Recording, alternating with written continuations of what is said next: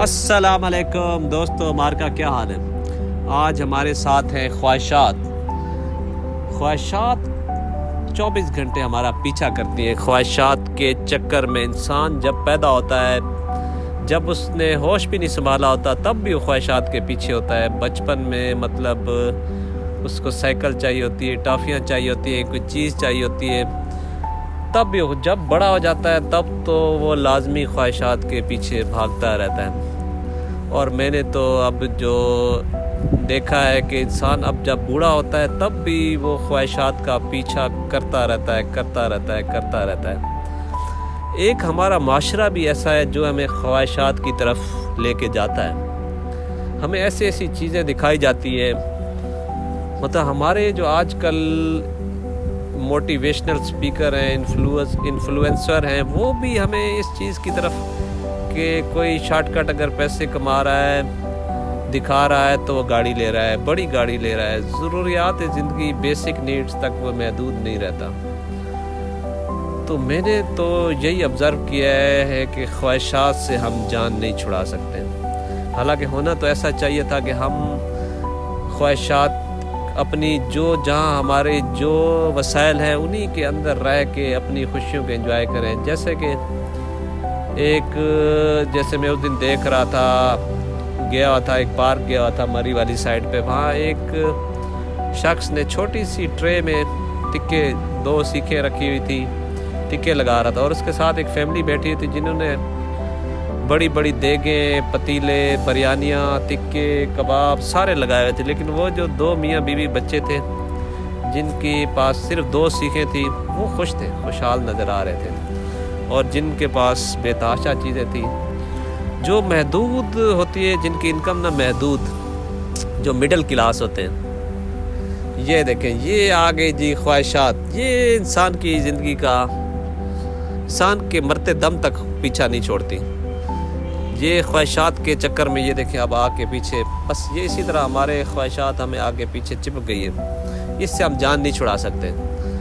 حالانکہ ہونا تو ایسا چاہیے کہ ہم جو ہوتی ہے نا، غربت میں نہیں کہتا، غربت بھی بری چیز ہے، جو مڈل کلاس، کم محدود، یہ دیکھیں اب یہ خواہشات بالکل سر پہ آگے بیٹھ گئی، اس سے ہم جان نہیں چھڑا سکتے۔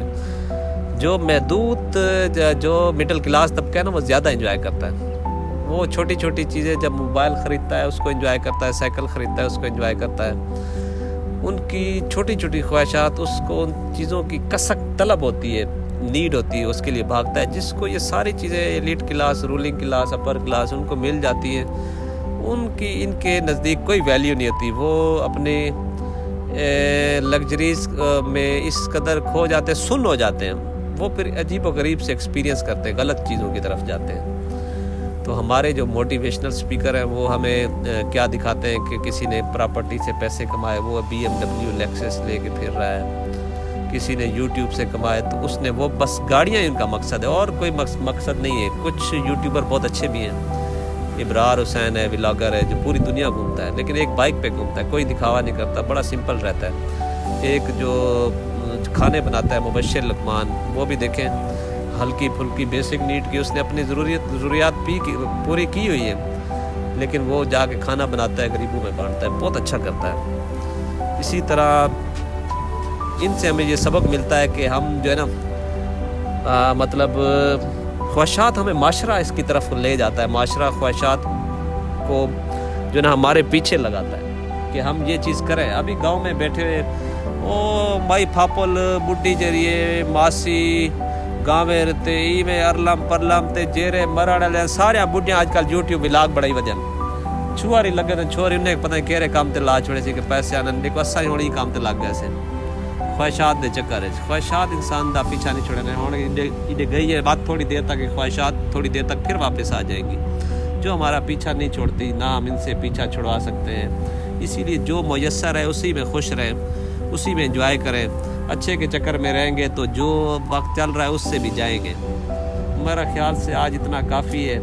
تو ہمارے معاشرے نے بھی ہمیں ہر چیز کا ایک بڑا سائز، بڑی گاڑی اس طرح مائل کر کے رکھ دیا ہے۔ خواہشات کدھر گئی ہیں؟ خواہشات چل رہی ہیں، سسٹم چل رہا ہے کدھر؟ یہ دیکھیں پھر آ گئی ہیں۔ یہ خواہشات، ان سے آپ جان نہیں چھڑا سکتے، یہ بڑی بری چیز ہے، بڑی بھیانک چیز ہے۔ بس یہ دیکھیں۔ یہ اسلام آباد میں اب خواہشات نے ڈیرا ڈال لیا ہے. ان سے آپ جان نہیں چھڑا سکتے. ماما گل پتیلا برباد کی تئی نکل اتھو سیل چاہ کے دلا دے مارا تے کو.